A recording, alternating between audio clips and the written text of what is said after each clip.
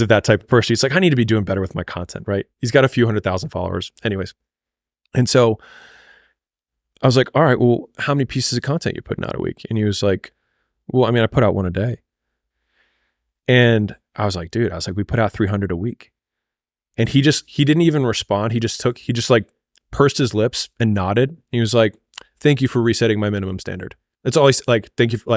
And I'm sure like when you talk to Phil Heath and he talks about the volume that is required in order to gain muscle and how dialed in he is with food and all the other things. Just the amount of sheer work, like the biggest change biggest reason that I've had significantly larger returns or outcomes that have happened later on in my career, and they continue to get bigger and bigger, is because the minimum standard for how much work I know I can do on something has multiplied 100-fold.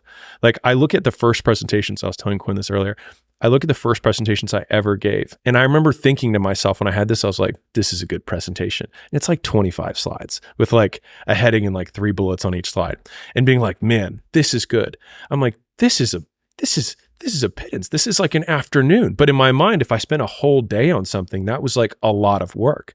Now I like using this term like measure in hundreds, which is like measure in hundreds of hours. How many hundreds of hours have you put towards something? If you do that, I promise you the thing that you're making will get a lot better. And you'll also see how much more you're capable of, which is what I think like my undertone of listening to what you were just saying with the podcast is like, the more you do, the more you realize you can do. And so what happens is, you're actually, even though you're going pro right now, you're like, dude, next year I'm going pro. Yeah. Because this is now just a minimum standard. Of course I work out 3 days a week. Of course I do 3 podcasts a week. But dude, once we have the reality TV show and we have the full crew and we have the headquarters, like, because then the path gets lit of where you're going to go because you're so singularly focused and you have no other distractions. The attention cost you're not paying that down anymore. And you're just like, how many times can I repeat this effort? And then that's when you start unlocking mastery, right? Like, I have this process for creating presentations, and before we turned on the mics, we were talking about it, but it's like, I've done a handful of presentations in my life and I've gotten decent at making them, but the process now is so refined, which is like, it is game tape. It is, I make the thing, I do the thing in my head, I do it out loud, I watch the recording, I edit the thing, I do it in my head, I do it out loud, I watch the recording, I edit the thing, and I just keep doing it until it's glass. Dude, I listened to every podcast that I did for probably the first 2.5 years.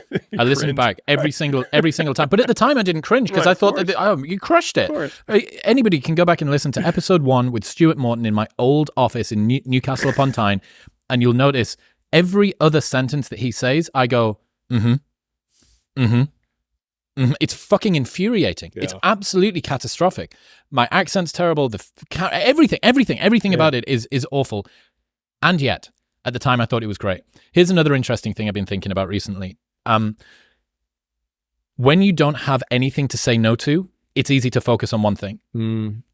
As success begins to get you more opportunities, your ability to say no becomes increasingly important. And that's something that I'm feeling now. Yeah. Just more attention. We're hockey sticking quite aggressively. Yeah. And I'm not anywhere near like even middling Z-list fame. Yeah. But it's enough for people to see what they think is a penny stock and decide that they're going to try and throw their hat in the ring. Yeah. Which means that there's like 20 things I need to say no to every single week from new people that want to do a thing. Why don't we try this thing? And why don't we do that thing? And why don't we do the other thing? It was a piece of piss. 5 years ago to say, or 3 years ago in the middle of COVID to go like, I'm going to go pro and I'm just going to focus on this one thing. Because what else am I going to do? Yeah. All of my nightclubs have been shut down. I got nothing else to do with my life. Now, you said you were going to go pro? Interesting. Yeah. Let's see what happens when you have 30 other things every single week vying for your attention. Now let's see how committed you are. This is my favorite analogy for this, which is the woman in the red dress. But, many people have seen The Matrix. If you haven't seen The Matrix, you don't need to have seen it to understand the analogy. So Neo is going through the training program, the protagonist. Morpheus is his educator, his teacher. And the education program only has one objective. And so he's walking through the city. People are going left and right. He's bumping into people going through like crowded New York.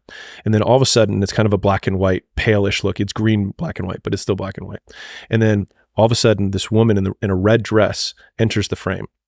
And you can't help but stare at this woman in the red dress, and she's a complete knockout. And Morpheus is talking to Neo, trying to teach him something. And as he's talking, he's like, Neo, will you look at me? or you're looking at the woman in the red dress. And he says, look again. And he looks back and it's Agent Smith holding a gun to his head. And he says, freeze. And then everything freezes in the frame. And he's like, if you're not one of us, you're one of them.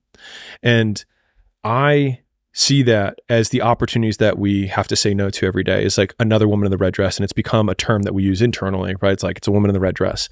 And the thing is that the more successful you become, or the more able you become, the hotter the woman in the red dress is, right? Like you got a homeless girl that you're walking, past on the street. She's like all dirty, but she's got a red dress on. You're like, the thing is that homeless girl, when you were in your apartment, actually looked like pretty hot. Yeah, right. She's like, I'm not, I could, right?